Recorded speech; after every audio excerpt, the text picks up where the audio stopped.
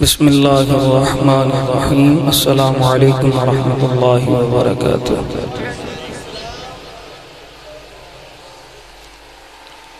لوگوں کو حضور صلی اللہ علیہ وسلم کا گرویدہ بنا دیا تھا، کوئی بے علم نہیں رہا تھا، ہر کوئی جاننے والا بن گیا تھا، اور ہر کوئی آقا دو جہاں صلی اللہ علیہ وسلم کے قدموں پر مر مٹنے کے لیے تیار تھا، ابھی حضور تشریف نہ لائے تھے، اور ہر کوئی آقا دو جہاں صلی اللہ علیہ وسلم کا دیوانہ تھا۔ اس قدر علم تھا انہیں حضور کی آمد کا، مگر جب وہ آقا تشریف لے آئے تو پھر بدبختوں نے انکار کر دیا، پھر ان بدبختوں نے حضور کا انکار کر دیا، اور دوزخ کے پروانے پر ان بدبختوں نے دستخط کر دی اور راندہ درگاہ قرار دے دی۔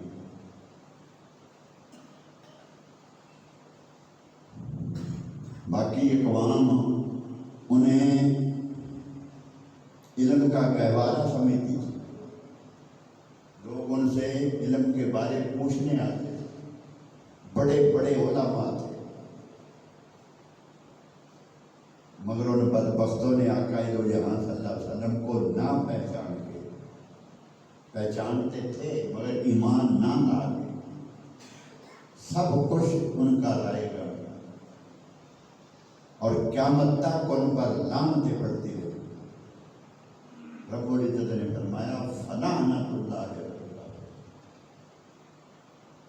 رسول کو رسول جان کر ان کی عظمتوں کا انکار کرنے والوں فلعنۃ اللہ علی الکافرین، ایسے کافروں پر خدا کی لعنت ہے، لعنت کا طوق ان کے گلے میں پڑ گیا، جن کی لوگ بے حد عزت کرتے تھے۔ آج جو گفتگو ہے یہ ان لوگوں کی گفتگو ہے جو جنہوں نے آقا دو جہاں صلی اللہ علیہ وسلم کو پہچان لیا، حضور صلی اللہ علیہ وسلم کو جنہوں نے پہچان لیا، اور جو آقا دو جہاں صلی اللہ علیہ وسلم کے خدمتگار ہوئے، اس بارگاہ میں جو قبول کر لیے گئے، اور جن کے بارے میں آنے والی جو پہلے ہو گزری تھی نسلیں، سینکڑوں ہزاروں سال برس پہلے جو لوگ گزرے تھے، پہلی کتابوں میں ان کے نام کا ان لوگوں کو علم تھا۔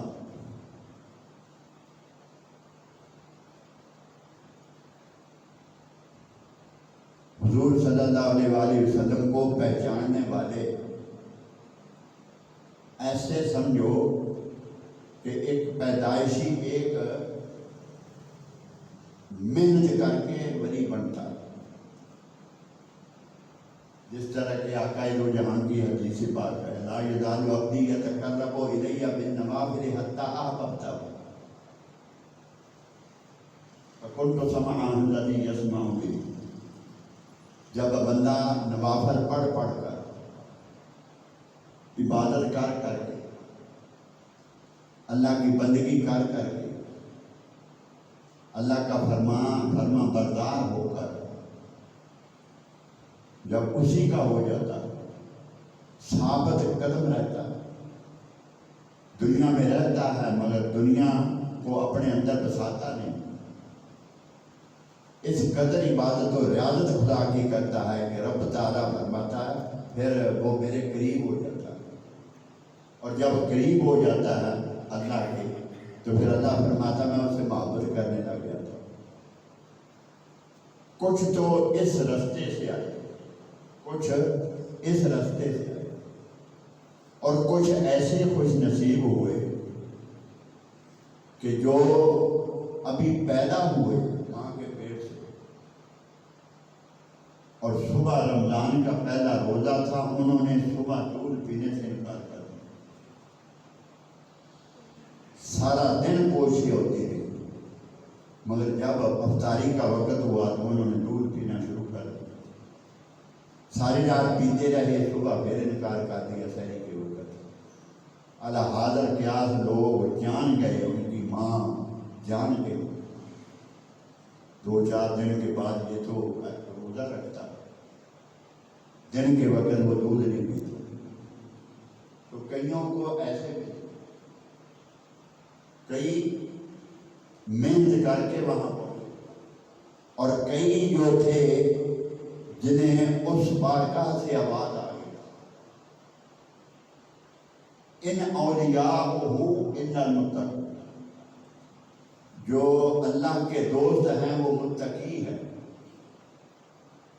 जो अल्लाह के दोस्त हैं वो मुत्तकी हैं।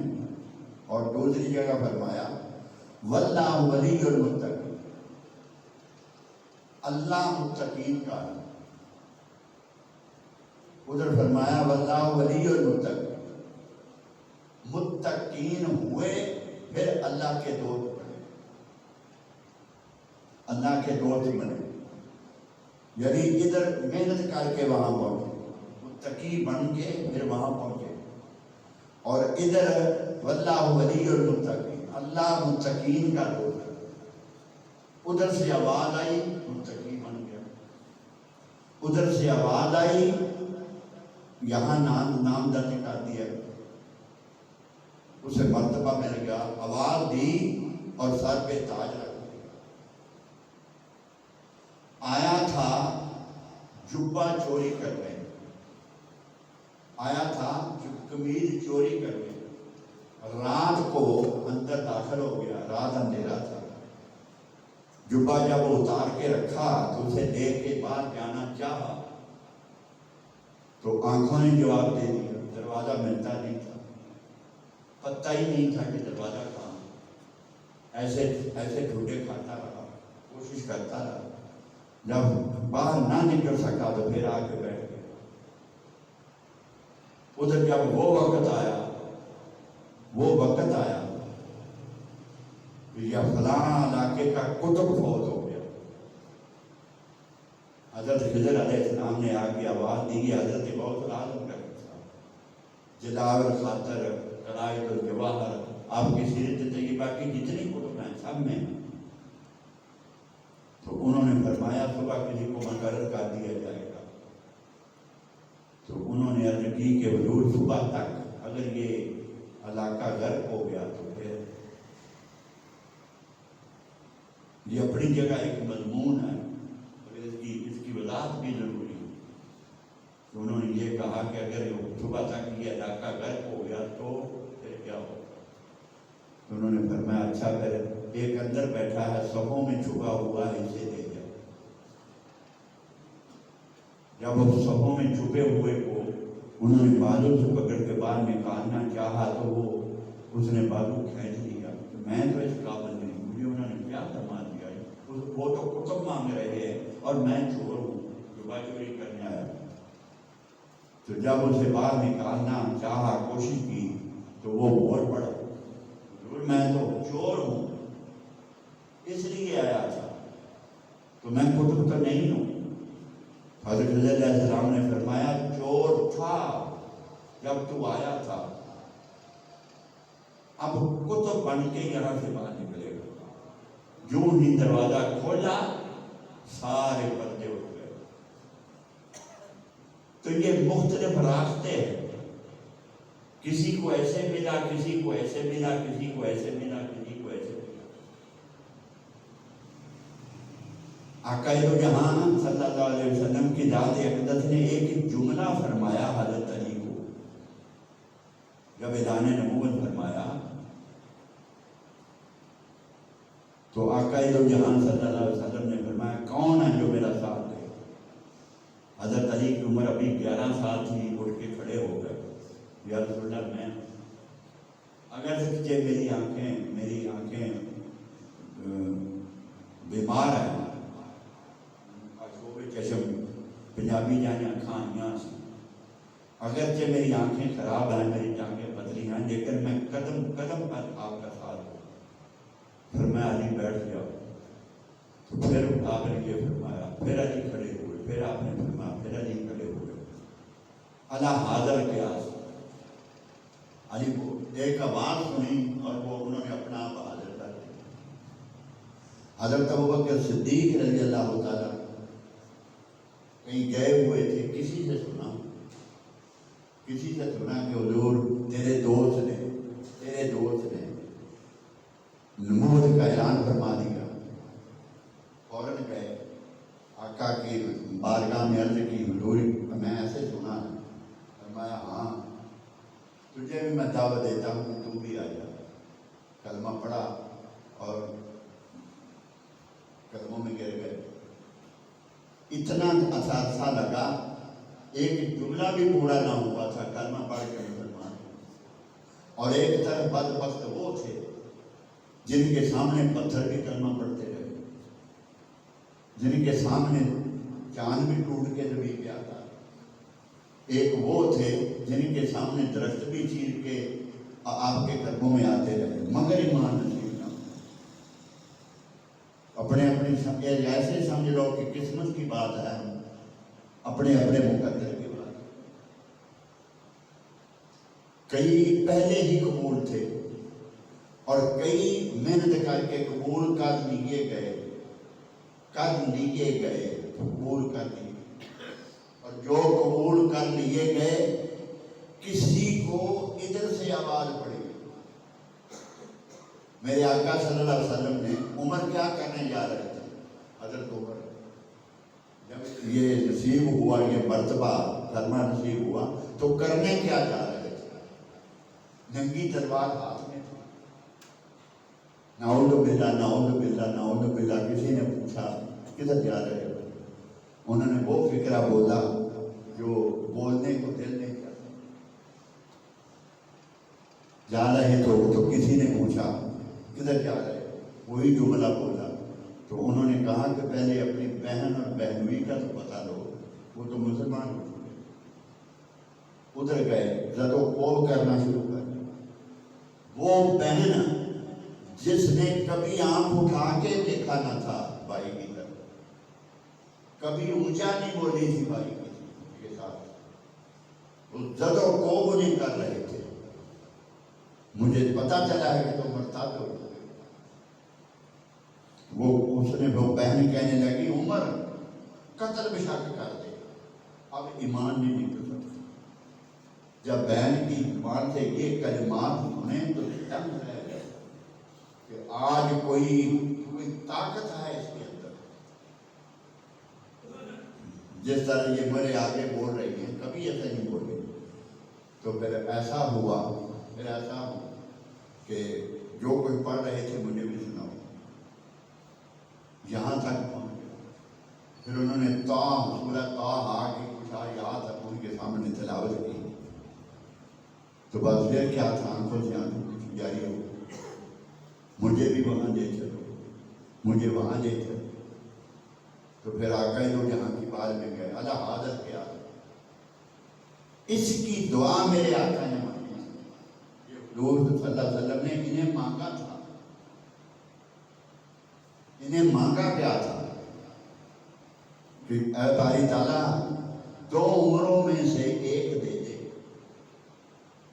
उमर बिन खत्ताब और अमर बिन हिशाम। वो बदबख्त अबू जेहल, उसका नाम अमर बिन हिशाम था। और आका दो जहां सल्लल्लाहु अलैहि वसल्लम ने उस पर कैसे करे समझो लानत की थी कि अबू जेहल जाहिलों का बाप। अब किसी को पता ही नहीं रहा कि उसका नाम क्या। हुजूर ने इस दुआ की थी कि दोनों में से एक दे दे। तो उमर बिन खत्ताब को कबूल कर लिया। आए किस इरादे से थे, चाहते क्या थे और बने फिर क्या? आए किस लिए थे, पहुंच कहां गए, उस मुकाम तक पहुंच गए कि आका दो जहां ने फरमाया, अगर मेरे बाद कोई नबी दुनिया में आना होता तो जब नबूवत का ताज हज़रत उमर फारूक के सर पर सजाया जाता। और फिर फरमाया शैतान उम्र के साए से भी भागता है, उम्र के साए से भी भागता है, उम्र के साए से भी शैतान डरता है। मर्तबा ये नसीब हो। और ये मशहूर है कि जिस शख्स को कोई बीमारी ऐसी होती है, वो कई होती है कि उसको सोते में उसके कपड़े नापाक हो जाते हैं, उसको चाहिए कि रात को सोते वक्त बावजू हो और अपने सीने पर इस शहादत की उंगली से लिख ले, ऐसे कि उम्र, अपने सीने पर लिख ले उम्र, और उससे ये आदरा कभी नहीं होगा। जिसके सीने पे उम्र लिखा है, शैतान दूर करीब से भी नहीं गुजरेगा। तो कोई ऐसे किस्मत वाले भी हो जिंदगी भर जिन्हें दावतें मिलती रही मगर कलमा नसीब ना हो, बदबख्ती में उन्होंने जान दे दी। तो कोई ऐसे ही थे जिन्हें एक मर्तबा कहना पड़ा और उन्हें अल्लाह पाक ने सब को नसीब फरमा दिया। और कई ऐसे भी थे जो पहले से मुंतज़िर थे, कई ऐसे भी थे जो पहले से मुंतज़िर थे। हमारी मुराद आज गुफ्तगू करना है कि आक़ाए दो जहां सल्लल्लाहु अलैहि वसल्लम की ज़ात अक़दस को जिसने अपना दूध पिलाया, हज़रत हलीमा साद, उसका कोई भी अमल देखने की जरूरत नहीं, जांचने की जरूरत नहीं। जिसको आक़ाए दो जहां सल्लल्लाहु अलैहि वसल्लम की आया बनाया गया, आया वो होती है जो दूध पिलाती है और परवरिश करती है। जो हुज़ूर सल्लल्लाहु अलैहि वसल्लम को जिसने दूध पिलाना था, उसकी सीरत कैसी हो, उसकी पाकीज़गी कैसी हो, उसकी तहारत कैसी हो, वो दूसरों में मुमताज कैसी हो, उसका दामन लफ्ज़ों से किस कदर पाक होगा। यही माएँ थी जिनकी गोद में इस्लाम पलता था, इन्हीं गोदों में इंसान नूर के सांचे में डरता था। ये ऐसी माँ है, माएँ रश्क खाएं जिसकी खिदमत पर। ये वो औरत है कुर्बा औरतें जिसकी शराबत पर। ये ऐसी माँ है, माएँ रश्क खाएं जिसकी खिदमत पर।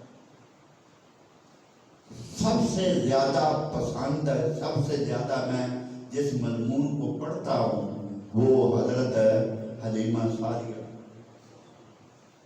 हलीमा सादिया और हजरत खदीजा रज़ी अल्लाह ताला। हजरत हलीमा सादिया को अल्लाह रब्बुल इज़्ज़त ने आक़ाए दो जहां सल्लल्लाहु अलैहि वसल्लम को दूध पिलाने वाली बनाया। सबब बनने थे, असबाब पैदा होने थे। जब आक़ाए दो जहां सल्लल्लाहु अलैहि वसल्लम की विलादत पासात हुई, हजरत हलीमा का पूरा नाम हलीमा बिनते अबी ज़ुबैर है। उनके शौहर हारिस बिन अब्दुल उज़्ज़ा, कबीला बनु साद बिन बकर बिन हवाज़न।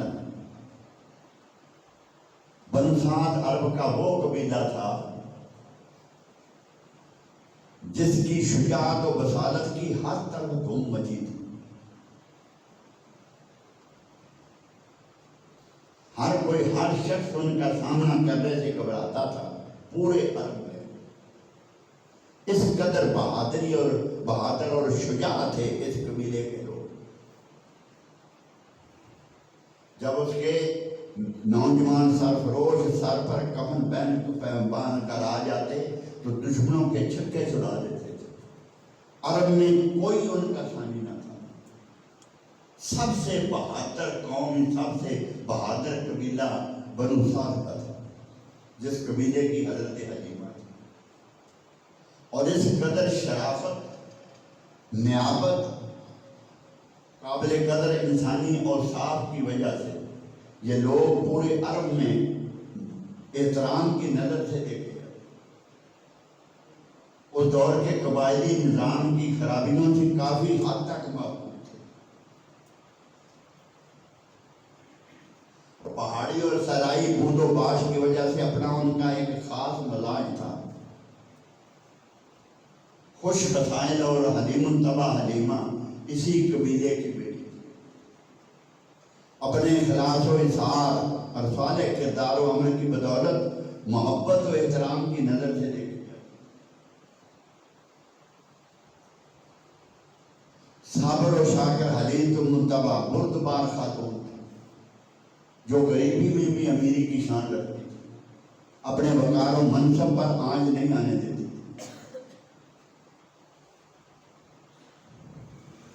مگر بھوک اور افلاس نے اسے اور اس کے کنبے کو بڑی بے دردی سے اپنے شکنجے میں جکڑا ہوا تھا، مگر وہ بڑی پامردی اور استقلال کے ساتھ اس کا مقابلہ کر رہی تھی۔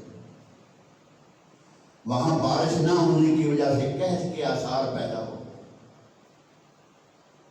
کھیتیاں اجڑ گئیں، درخت سوکھ گئے، اناج غائب ہو گیا، انسانوں اور جانوروں کے لیے کچھ نہ بچا۔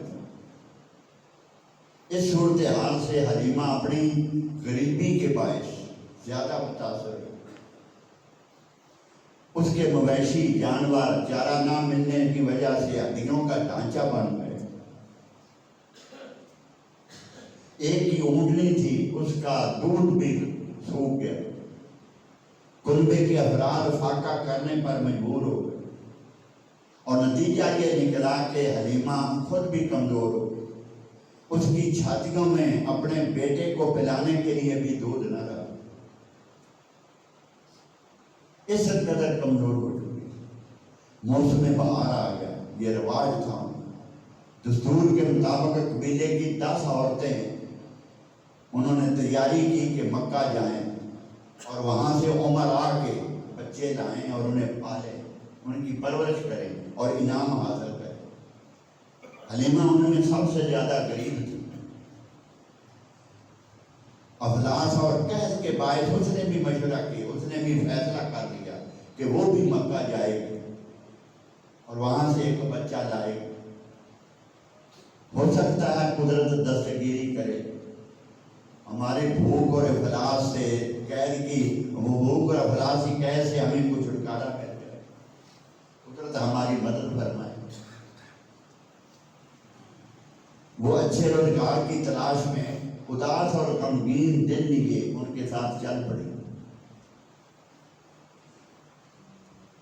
وہ اس لیے بھی اداس اور دل گرفتہ تھی کہ اس کی ناتواں سواریوں، دوسری عورتوں کے پاس جو سواریاں تھیں وہ تیز رفتار تھیں، طاقتور تھیں، لیکن اس کی ناتواں اونٹنی جس کے نیچے پینے کے لیے دودھ بھی نہیں تھا، اتنی کمزور تھی، اور ان تیز رفتار سواریوں کا ساتھ دینا اس کی ناتواں اونٹنی کے بس کا روگ نہ تھا۔ وہ اس لیے بھی دل گرفتہ تھی، وہ 1000 کوشش کے باوجود بھی ان کے ساتھ نہ چل سکتی تھی، توقع کے عین مطابق وہ پیچھے رہ گئی۔ حلیمہ اور حارث پریشان تھے۔ حلیمہ جان گئی کہ وہ عورتیں پہلے پہنچ پر دولت مندوں کے بچوں پہ قبضہ کر لیں گی اور ہمارے حصے میں کوئی ایسا بچہ نہیں آئے گا جو امیر گھرانے کا چشم و چراغ ہو اور ہماری غربت کا ازالہ کر سکے۔ حضرت حارث بھی اس صورتحال سے مایوس ہو گئے، پریشان ہو گئے، اندرونی کرب اور مایوسی کے عالم میں اپنے شیر خوار بچے کو دیکھنے لگے جو نڈار ان کی گود میں پڑا تھا۔ اگر ہم خالی ہاتھ لوٹے تو اس کا کیا؟ وہ نڈار ان کی گود میں پڑا تھا، مگر قدرت کو کچھ اور ہی منظور تھا۔ وہ عورتیں امراء کے بچوں کو حاصل کر کے مکہ پہنچ کر وہ گلی کوچوں میں پھیل گئی، امراء کے بچے گود لے لیے۔ جب حضرت عبد المطلب کے گھر بھی آئی، جب پتہ چلا کہ بچہ یتیم ہے، انہوں نے کوئی گرم جوشی نہ دکھائی اور واپس چلی گئی، جس کا حضرت عبد المطلب کے قلب پر سخت بوجھ تھا۔ وہ سخت پریشان تھے، دروازے پہ کھڑے تھے، جو کوئی آتی دیکھ کے چلی جاتی، جو کوئی آتی دیکھتے چلی جاتی۔ خوابوں اور بشارات کے ذریعے حضرت عبد المطلب کی رہنمائی مسلسل ہو رہی تھی۔ یہاں بھی ان کی رہنمائی، ان کے کانوں سے یہ الفاظ ٹکرائے جیسے عاطف غیبی انہیں تسلی دے رہا کہ عبد المطلب گھبرانا نہیں، یہ عورتیں اس لائق نہیں کہ یہ نعمت عظمیٰ ان کی ڈولی میں ڈال دی جائے۔ اس شرف و اجلال کے لائق ایک اور ہی خاتون ہے، اس کا نام حلیمہ، وہ بھی بنو سعد سے تعلق رکھتی ہے، اس کا انتظار کرو۔ جو الفاظ ان کے کانوں سے ٹکرائے تھے وہ یہ تھے کہ بے شک آمنہ کے لال امین و کریم برگزیدہ خلائق ہیں اور تمام اچھوں سے اچھے، حلیمہ کے سوا اس کی کوئی آیا نہیں ہوتا،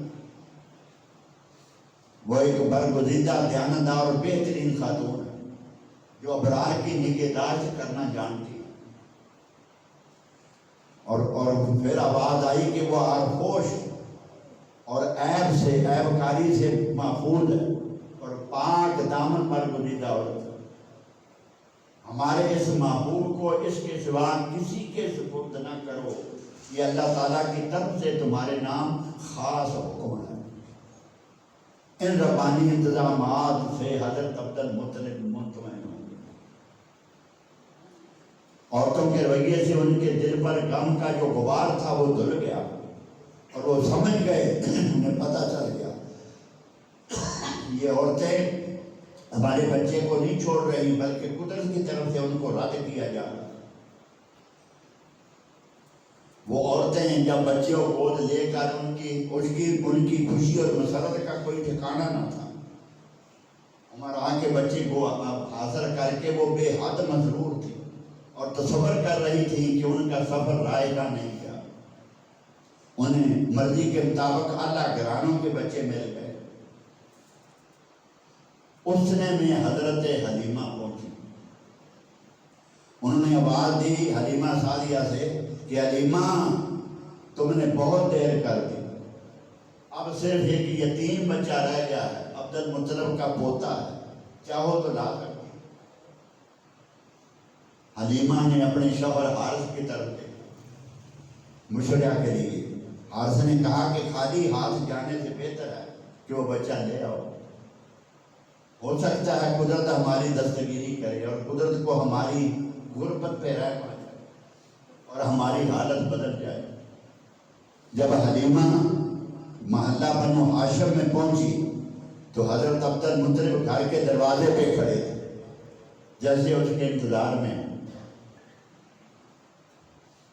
حضرت حلیمہ سے پوچھا تم کون ہو، تم کون ہو اور کس قبیلے سے ہو؟ انہوں نے جواب دیا میرا نام حلیمہ بنت ابی زبید ہے، میرے شوہر حارث بن عبداللہ، قبیلہ میرا بنو سعد بن بکر بن حوازن۔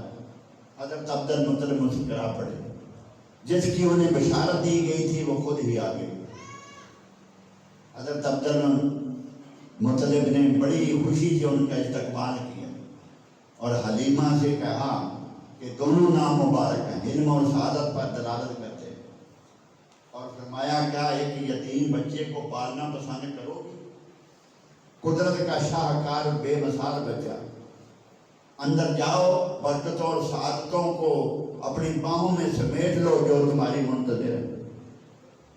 حضرت عبد المطلب نے جو عجائبات حضرت آمنہ نے ولادت کے وقت دیکھے تھے اور ولادت سے پہلے دیکھے تھے، اس طرح ستاروں کا زمین کے قریب آ جانا اور خطرہ پیدا ہو جانا کہ ہمارے اوپر نہ کہیں گر پڑے، حضرت آمنہ نے سب کچھ حضرت عبد المطلب کو بتا رکھا تھا۔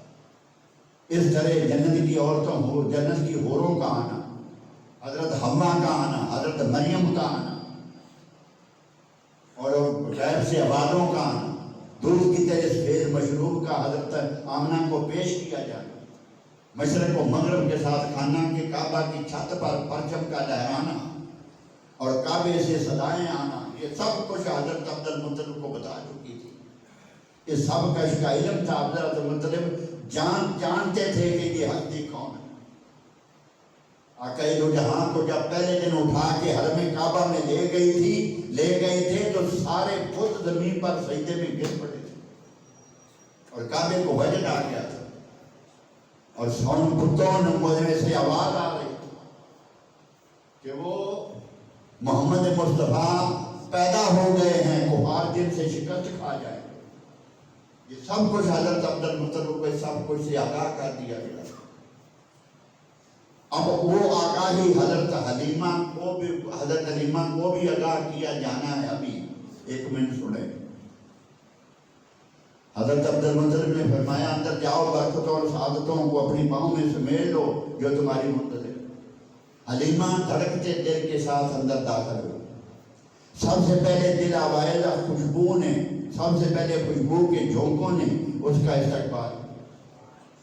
وہ دل آواز خوشبو سے مسحور و بے خود ہو گئے. دل کو سنبھالا، آگے بڑھی. دیکھا سبز ریشمی بستر پر سفید شفاف روئی کا لباس پہنے کونین کا شہزادہ سویا ہو. ام ایمن جو کنیر تھی وہ حضرت حلیمہ کو حضور صلی اللہ علیہ وسلم کے پاس لے گئی. وہی اس خدمت پر معمور تھی. حضرت حلیمہ کی جب نظر پڑی تو وہ دیکھ کے دنگ رہ گئی. اس کی حیرت کی انتہا نہ رہی. اتنا حسن و جمال آج تک اس نے کسی بچے میں نہیں دیکھا تھا. اس کے ہاتھ پاؤں تک کامنے جو ہی نظر آقا دو جہاں پہ پڑے محبت نور بن کر دیدہ دل میں اتر گئی. ہوش نہ رہا کیا کرے. اتنا حسن و جمال روب و جلال آج تک اس نے کسی بچے میں نہیں دیکھا تھا. وہ بے اختیار آگے بڑھی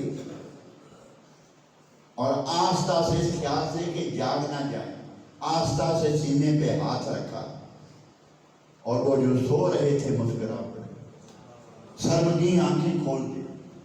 اب حضرت حلیمہ پہ پردے اٹھنے شروع ہو گئے.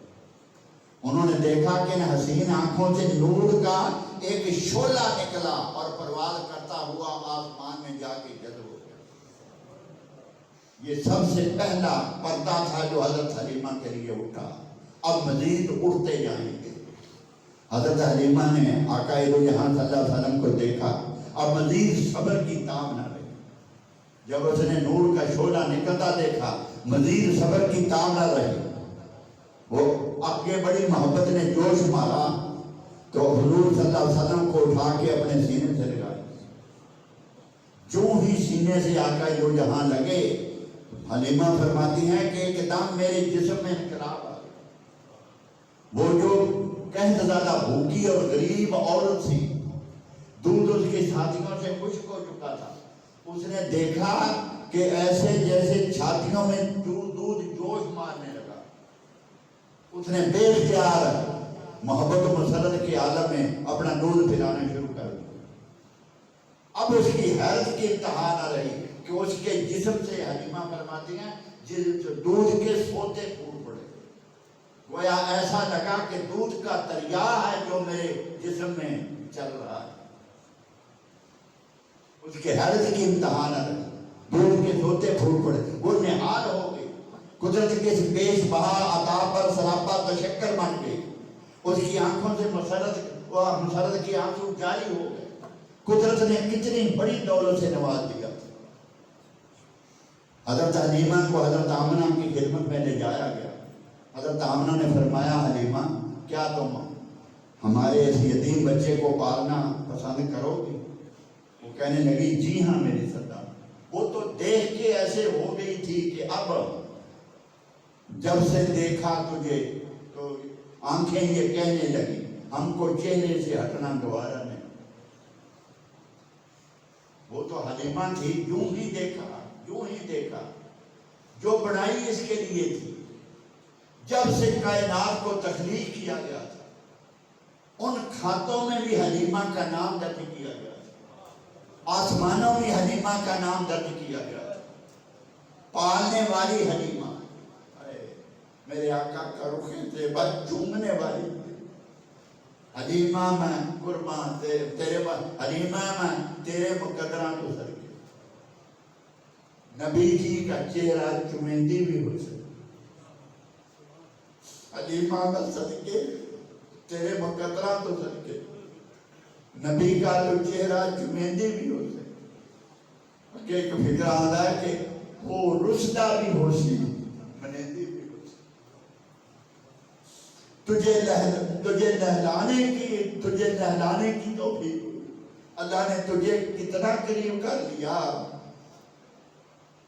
کروڑوں سال تو شکر کرتی رہی تو اس کا شکر ادا نہیں کرتی قدرت نے تجھے پہنچا کہاں دیا قدرت نے تجھے پہنچا کہاں دیا اب اس پر مزید پردے اٹھنے شروع ہو گئے حضور کو اٹھایا تو حضرت حلیمہ نے کہا فرمایا کہ شاید میں تمہارا اجرت شاید ادا پوری نہ کر سکوں جتنی تیری بڑی حلیمہ نے جواب دیا میری سردار آسمان والا بڑا کریم ہے اس کی عطاؤں اور برکتوں میں کوئی کمی نہیں مگر حضرت آمنہ نے پھر فرمایا مجھے فکر ہے کہ میں تمہارا حق واجب شاید ادا نہ کر سکوں مطلب یہ تھا کہ میرا خاوند بہت ہوگا یہ انہوں نے اس لیے کہا اب حضرت حلیمہ نے جواب دیا آپ مطمئن ہو جائیں خدا کی قسم میں کسی اجرت کے خیال سے اس بچے کو نہیں لے جا رہی معلوم نہیں کیوں میرے لیے اس بچے کے لیے محبت کا طوفان امڑ آیا ایک داخلی شعور ہے جو مجھے یہ ذمہ داری ادا کرنے نبھانے کو کہہ رہا میں کچھ لینے کے لیے نہیں آئی میں کچھ بھی نہیں مانگتی تجھ سے بس مجھے یہ مل گیا پتہ نہیں وہ کہاں پہنچ گئے کتنے پردے اس کے لیے اٹھ گئے تھے اور مزید اب اٹھتے جائیں اب باتیں ہونے لگی وہ آگے چل کر بتائیں گے کہ حضرت آمنہ نے وہ عجائبات حضرت حلیمہ کو بتائے جو کچھ انہوں نے دیکھا تھا جو کچھ انہوں نے عبد المطلب کو بتایا تھا حضرت عبد المطلب نے اس راہب کو اس یہودی کو بتایا تھا جس نے کہا کہ ان قریب ایک بچہ اہل مکہ تم میں پیدا ہونے والا ہے عالم عرب اس کی اطاعت کرے گا اور عرب پر اسے غلبہ عطا ہوگا جس نے یہ سب کچھ بتایا تھا حضرت عبد المطلب جب آقا دو جہاں کی ولادت ہوئی تو فجر کے وقت عدد صبح اس کی طرف تشریف لے گئے وہ اپنے گرجے سے نمودار ہوا عبد المطلب کو دیکھ کر خود ہی کہنے لگا عبد المطلب وہ بچہ پیدا ہو گیا ہے جس کی آمد کے تذکرے میں تم سے کیا کرتا تھا اب حضرت عبد المطلب نے بتایا وہ میرا ہی پوتا اور جب وہ سارے عجائبات بتائے جو حضرت آمنہ نے انہیں بتائے تھے تو اس نے یہ کہا تھا کہ عبد المطلب اپنی زبان بند رکھو اس سے حاسدوں کے حسد سے بچاؤ اس کے بڑے دشمن پیدا ہوں گے اتنی مخالفت ہوگی جتنی آج تک کسی کی نہیں ہوئی حضرت عبد المطلب اس کی باتوں سے پریشان ہو گئے کسی انجانے اندیشے نے انہیں پریشان کر دیا بالآخر وہ دل کی بات وہاں پہ آ گئی پوچھا اس کی عمر کتنی ہوگی اس نے کہا فکر کی کوئی بات نہیں اس کی عمر 60 اور 70 سال کے درمیان ہوگی یہ سب کچھ حضرت آمنہ حضرت حلیمہ کو بتا رہی ہیں اور اس کے آگے وہ سارے پردے تو اس کے اپنے آنکھوں کے سامنے سے اڑتے چلے جائیں گے اٹھتے چلے جا رہے تھے حضور کو اٹھایا ابھی اتنا ہی دیکھا ابھی اتنا ہی جانا تھا ابھی سینے سے لگایا تھا ابھی سینے سے دودھ کی نہریں بیٹھی دیکھی کہاں وہ چاہتی جس میں قطرہ دودھ نہ تھا اور کہاں وہ کہ اب 10 بچے بھی ہوں حلیمہ فرماتی ہیں کی قسم میرا دودھ پھر بھی کافی تھا ایسے لگا کہ دودھ کی نہریں بہ رہی ہیں اس نے حضرت آمنہ سے اجازت لی اور ساقی کونین کے روم میں کونین کے خزانوں کو اپنے سینے سے لگائے حضرت حارث کے پاس آ گئے اور دور سے کہنے لگی حارث ہماری قسمت جاگ اٹھی وہ جو بار رونے والا منہ کر کے بیٹھے ہوئے تھے وہ سخت افسردہ تھے ہمیں کچھ نہیں ملے گا کوئی اجرت شاید نہ ملے یتیم بچہ ہمیں ملا ہے دوسری عورتوں نے عمرہ کے بچے گود لے لیے ہیں اب یہ یتیم ہے, ہمیں اس سے کیا ملے گا. وہ اس غم میں بیٹھا تھا, اس خیال میں بیٹھا تھا. ادھر حلیمہ کو آتے دیکھا, خوشی سے اس کا چہرہ گلنار ہو رہا تھا. اس نے دور سے آواز دی, حارث ہماری قسمت جاگ اٹھی, ایسی دولت نصیب ہوئی ہے جو شاید کسی کو بھی نصیب نہ ہوئی ہو. چلو واپسی کا انتظام کرو, چلو واپسی کا. وہ دراز کوش پر وہ اسے تیار کرنے لگے. حلیمہ نے حضور کو اٹھایا اور سوچا کہ میں حرم کعبہ میں انہیں لے جاؤں, وہاں سے طواف کروں, وہاں سے طواف کروں اور انہیں بھی طواف کراؤں. مکہ جو آئے ہوئے وہ لے کے گئی, حضرت حلیمہ فرماتی وہ لے کے گئی. حرم کعبہ میں ابھی داخل ہوئی تھی, دیکھا تو سارے بت سرنگوں ہو گئے, سارے بت سرنگوں ہو گئے, اور ایسا کہ کعبہ ہل رہا تھا, کعبے کو وجد آ گیا. اور جب طواف کرتے کرتے حلیمہ نے کہا, قاضی ثناء اللہ پانی پتی تفسیر مظہری میں فرماتے ہیں, حلیمہ فرماتی ہیں کہ میں نے چاہا کہ حضور کو حجر اسود کا بوسہ دلاؤں, حجر اسود کا بوسہ دلاؤں. میں حضور کو پکڑ کر ایسے حجر اسود کے قریب گئی ہی تھی, کیونکہ پکڑ کے میں حضور کا منہ حجر اسود پہ رکھوں گی. ابھی میں قریب ہی گئی تھی کہ خدا کی عزت کی قسم حجر اسود نے کعبہ چھوڑ دیا اور کعبے سے باہر آ کر مصطفیٰ کے لبوں کو چومنے لگا. اس نے باہر آ کر آقا دو جہاں کے لبوں کو چوم لیا اور چومتا رہا. یہ سب کچھ حلیمہ دیکھتی رہی, اپنی قسمت پہ ناز کرتی رہی. مسرت کے آنسو اس کی آنکھوں میں تھے کہ قدرت نے کتنی بڑی دولت سے مجھے نواز دیا ہے. اب جب واپس آئیں تو اس نے دراز گوش یعنی ڈاچی کو تیار کر لیا تھا, اور ڈاچی کی وہ حالت جو پہلے آپ نے سنی ہے. جب آقا دو جہاں کو لے کر اوپر بیٹھی, حضور صلی اللہ علیہ وسلم کو اوپر بٹھایا, تو جب اسے اٹھایا اس نے کعبہ کی طرف منہ کر کے 3 سجدے کیے. ڈاچی نے تفسیر مظہری قاضی ثناء اللہ پانی پتی تفسیر کے ساتھ لکھتے ہیں, اور مدارج النبوت حضرت شیخ عبدالحق محدث دہلوی فرماتے ہیں, اور تاریخ الخلفاء حضرت امام جلال الدین سیوطی فرماتے ہیں کہ اس ڈانچی نے کعبے کی سمت منہ کر کے 3 سجدے کیے. اب اس نے اپنا منہ آسمان کی طرف کر لیا. کچھ دیر وہ آسمان کی طرف کر کے وہ کھڑی رہی. مطلب کیا تھا؟ اہل نظر اور اہل دل فرماتے ہیں کہ وہ ڈاچی شکر ادا کرتی رہی کہ باری تعالیٰ شکر ہے کہ تیرا وہ محبوب جس کی سواری بننے کے لیے براق ترستے ہیں, جس کے لیے براق ترستے ہیں, آسمان والی مخلوق ترستی ہے, جس کے قدموں کی گزرگاہ بننے کے لیے ابھی جنت ترستی ہے, جس کی پاؤں کی گزرگاہ بننے کے لیے تیرا عرش ترستا ہے. کہ باری تعالیٰ اپنے محبوب کا دیدار ہمیں بھی کرا. باری تعالیٰ تیرا شکر ہے کہ اس محبوب کی سواری کے لیے تو نے مجھے منتخب فرما لیا اور تیرا محبوب مجھ پہ سوار ہے. اب ڈاچی چل پڑی. تھوڑی دیر کے بعد وہ حارث اور حلیمہ انہوں نے محسوس کیا کہ وہ زمین ڈاچی کے قدموں نیچے سے لے اڑتی پیچھے جا رہی ہے, جیسے ریل گاڑی پہ بیٹھے اور نیچے نگاہ کریں, ایسے زمین. اور ڈاچی پر بھی وہ ڈاچی وہ نہیں رہی, اس کی رفتار کو دیکھتے تھے, اس کی فربہی کو دیکھتے تھے. اب ڈاچی وہ مریل نہ رہی تھی, اس پر وہ گوشت پوشت کی وہ تہ اوپر آ گئی اور اسے فربا اور خوبصورت بنا دیا گیا تھا. ایسے لگا ہوا کہ دوش پہ جا رہی ہے. عورتیں 2 دن پہلے کی چلی تھی کہ حلیمہ ہمارا ساتھ تو دے نہیں سکتی, پتہ نہیں یہ کب پہنچے گی. وہ 2 دن پہلے چلی تھی, 2 دن پہلے نکل گئی تھی हलीमा का इंतजार ना किया। अब चंद लम्हे ही गुजरे, अभी वादी सरार में पहुंची जो 2 दिन पहले चली थी। हलीमा की डाची हवा के दोष पे जा रही थी, वादी सरार में उन्हें जा लिया और हवा की तरह फराटे भरती हुई जब आके निकली, उन औरतों ने देखा कि ये हलीमा है। और इतनी तेज रफ्तार सवारी, दूर से आवाज दी, हलीमा सवारी बदल ली, सवारी बदल ली। हलीमा ने जवाब दिया, सवारी नहीं सवार बदल लिया, सवारी नहीं सवार बदल लिया।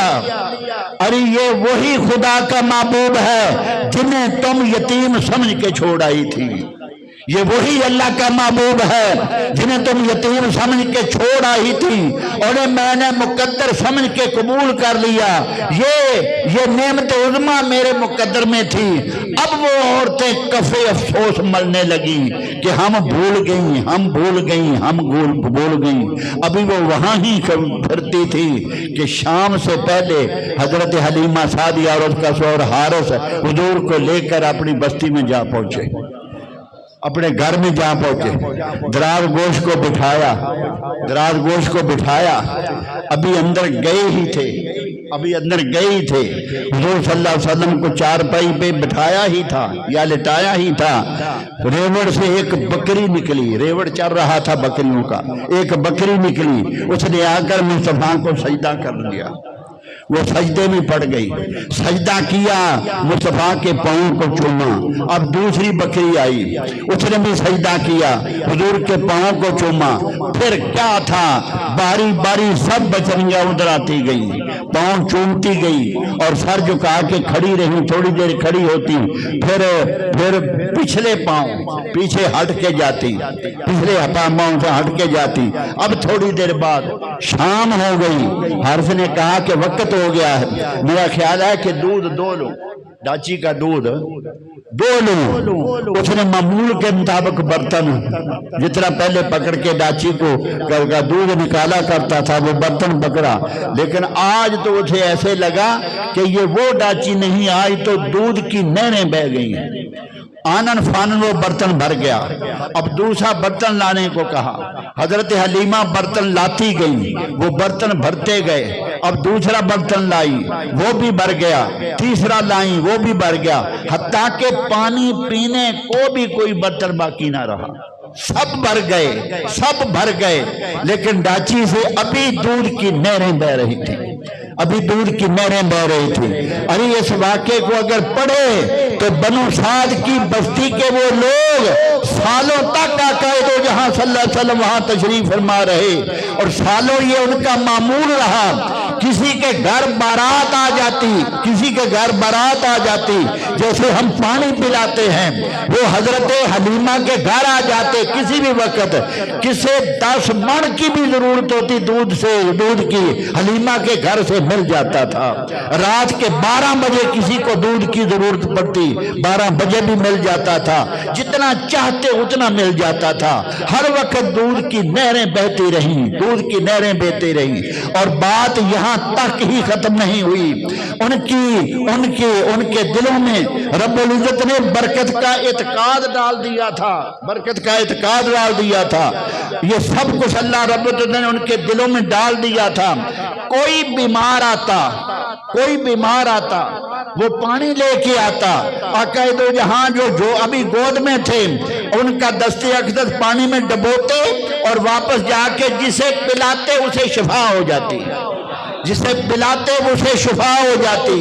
हलीमा सादिया फरमाती हैं, मैं हुजूर सल्लल्लाहु अलैहि वसल्लम को गोद लेकर किसी खुश्क वादी में जाके खड़ी होती, खुदा की इज्जत की कसम वो सब्ज़ शादाब हो जाया करती थी। कोई बीमार पीता उसे शिफा मिल जाती, किसे दर्द हो रही होती वो हुजूर का दस्ते अक़दस पकड़ के दर्द वाली जगह पे फेरते उसे शिफा हो जाती। आकाए दो जहां सल्लल्लाहु अलैहि वसल्लम सबके लिए शिफाए दो जहां बन गए, सबके लिए। सारा दिन उनका यही मामूल था और वो खुशबू से सिर्फ हजरत हलीमा का घर ही नहीं पूरी बस्ती मुअत्तर हो गई, पूरी बस्ती मुअत्तर हो गई। बस्ती से हर तरफ से खुशबुएं आती थी, हर तरफ से खुशबुएं आती थी।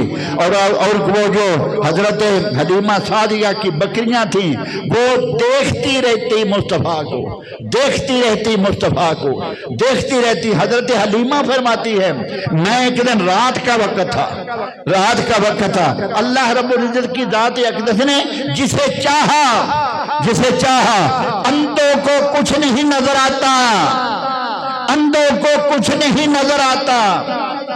अरे वो अंधे आए हाय हाय, जो बेअदब नहीं, जो मोहब्बत वाले होते हैं, उनके लिए पर्दे खुदा की जात उठा देती है, उनके लिए पर्दे उठ जाते हैं, हकीकत तक उनकी नजर चली जाती है।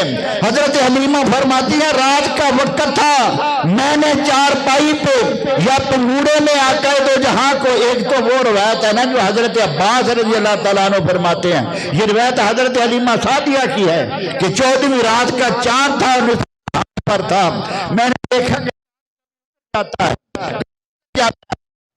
जाता है, कभी उधर जाता है। मैं हैरान थी, आज चांद को क्या हो गया, आज चांद को क्या हो गया। मेरी नजर पगोड़े में पड़ी, मुस्तफा की उंगली ऐसे हिल रही थी, ऐसे हिल रही थी, जिधर उंगली हिलती उधर चांद दौड़ जाता, जिधर उंगली जाती उधर चांद दौड़ जाता था। ये हाल हजरत हलीमा सादिया का था, ये उनकी बस्ती, ये उनकी बस्ती के लोगों का था कि यहाँ रहमतुल लिल आलमीन आ गया। खुदा की रहमतों का मरकज वो बस्ती बन गई, अल्लाह की रहमतों का मरकज वो बस्ती बन गई, शफाए जहां बन गए आकाए दो जहां सल्लल्लाहु अलैहि वसल्लम की जात अक़दस, शफाए लोगों के लिए शफाए जहां बन गए। अब हजरत हलीमा, वक्त कम होता है, सब कुछ बयान नहीं हो सकता। हजरत हलीमा, किसी ने कहा ना कि मैं साफ करा दी मैं बकरियां, किसी आशिक ने, ये तो उसका शौक है ना, अपने शौक का इजहार उसने किया, साफ करा बकरियां दा वाड़ा, हलीमा मैनू नाल रख लै। ओए कमलिया, उत्थे बकरियां दा वाड़ा साफ करने वास्ते जन्नत दी हूरां थोड़ियां सी, कितने फरिश्ते आसमान से उतरे होंगे, कितने फरिश्ते आसमान से उतरे होंगे। हजरत हलीमा फरमाती हैं, खुदा की इज्जत की कसम, मैं बर्तन धोने का इरादा करती, देखती तो बर्तन धुले पड़े होते थे, मैं कपड़े धोने का इरादा करती, देखती पर कपड़े धो के सुखाए हुए पड़े होते थे। कोई ऐसे गैर महसूस लोग, मैं महसूस करती कि कोई अंदर काम कर रहा है, महसूस करती कि कोई आ जा रहा है, मगर कोई मुझे नजर नहीं आता था। हर वक्त घर की सफाई हुई पड़ी होती थी, हर वक्त घर की सफाई हुई पड़ी होती थी, मुझे कभी मुस्तफा का मुंह धोने की जरूरत ना पड़ी। जब सुबह उठते आप साफ सुथरे होते थे, मुंह धुला होता था, आंखों में सुरमा डला होता था, और सर में तेल लगा होता था, धुले कपड़े पहने होते थे, पता नहीं कौन पहना जाता था। अरे खुदा की बारगाह से कितने फरिश्ते होंगे, कितनी हूरें होंगी जिनकी ये ड्यूटी लगी होगी। और जिस तरह हजरत आमना फरमाती हैं, सफेद बादल आया मुस्तफा की वलादत के मान बाद, उसने मुस्तफा को उठा लिया और मेरी नजरों से गायब हो गए। थोड़ी देर के बाद मैंने देखा कि नूर वापस तशरीफ ले आए हैं, और मैंने देखा सफेद सूफ के लिबास में मलबूस है, और हाथ में उनके चाबियां पकड़ी हुई है। मैं समझ गई कि उधर आकाए दो जहां की वलादत का वक्त आ रहा था, उधर आपके कपड़े जन्नत में सिए जा रहे थे। बादल को भेजा, फरिश्तों के जुलूस को भेजा, वहां कपड़े सिल के तैयार हो गए थे। फरिश्तों का जुलूस आया, मुस्तफा को उठा के वहां ले गए, कपड़े तब्दील करा के आमना की गोद में भेज दिया गया। यहाँ काम करने के लिए कितने फरिश्ते होंगे, अरे कितनी हूरें होंगी, कितनी हूरें होंगी। क्या बात थी, ये मुस्तफा का महबूब है, یہ اللہ کا محبوب ہے۔ حلیمہ تیری قسمت پہ قربان، بنو سعد والو تمہاری قسمت پہ قربان۔ اس کی تفصیل ابھی بہت کچھ باقی ہے، وہ اگلے جمعۃ المبارک پر بیان ہوگا۔ وآخر دعوانا ان الحمدللہ رب العالمین۔